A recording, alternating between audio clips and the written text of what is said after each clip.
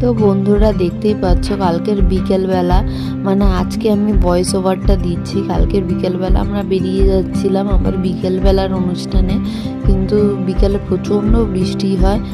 যে বৃষ্টিতে একবার বেরিয়ে আমি ভিডিও করার পরে একবার বেরিয়ে আমাকে আবার ঢুকে আসতে হয়। এখানে আমরা চলে এসেছিলাম কেকের দোকানে কোনো কেক সেরকম ভালো পাচ্ছিলাম না, তো তাও একটা কেক আমার পছন্দ হয়েছিল চকলেটের উপরে, সেই কেকটাই নিলাম। কি আমি ভেবেছিলাম একটু ভালো একটু বেটার কোনো কেক নেওয়ার কথা, তো সেরকম ভালো কোনো কেক পাইনি। তো এই কেকটাই আমার একটু ভালো লেগেছে। তো এখানে মম টু বি লিখে নিয়েছি। তো এখানে চলে এসেছি, এটা আমার বৌদিও পাশে হাই করে দিল, বৌদিও পাশে বসা ছিল। আর এখানে সব অফিসের স্টাফেরা কোয়েল দি, প্রিয়াঙ্কা দি, রাখি দি সবাই রয়েছে। আর ওরা সবাই এখানে হাই করে দিল। আর এখানে অনুষ্ঠান বাড়িতে চলে এসেছি, দেখতেই পাচ্ছ। অনুষ্ঠান বাড়ি থেকে এবারে পরের দিন সকালবেলার আমি আর ওটা কন্টিনিউ করতে পারিনি।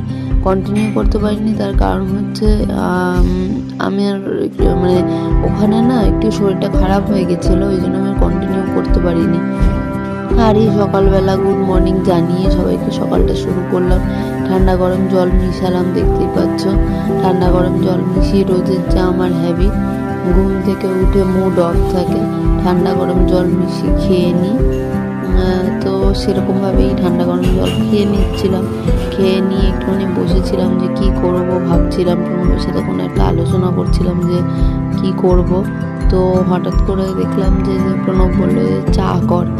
তো চা করার জন্য এখানে রেডি হচ্ছিলাম চা করব দেখে।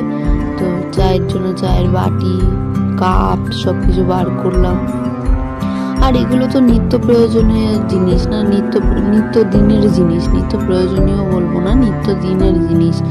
যে রোজ দিনই তোমাকে সকালে উঠে চা করতে হবে, রোজ দিনই সব কিছু করতে হবে, এভাবেই তোমার সংসার চলবে।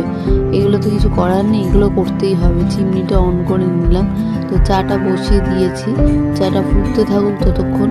তারপরে আবার এই যে চা পাতা চিনি দিয়ে আমি না বসিয়ে দিই একবারে। আমি কি করি, জলটা দিয়ে চা পাতা চিনি একবারে দিয়ে বসিয়ে দিই। এটা আমি জানি না এইভাবে সবাই চা করে কিনা, তোমরা আমাকে কমেন্ট করো।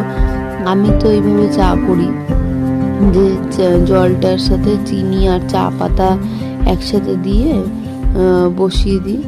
যেহেতু 2 কাপ চা, তাই জন্য 2 চামচ চিনি দিয়ে দিলাম, দিয়ে বসিয়ে রেখে দিলাম। এবার ফোটার অপেক্ষা, চাটা ফুটলেই নামিয়ে নেব।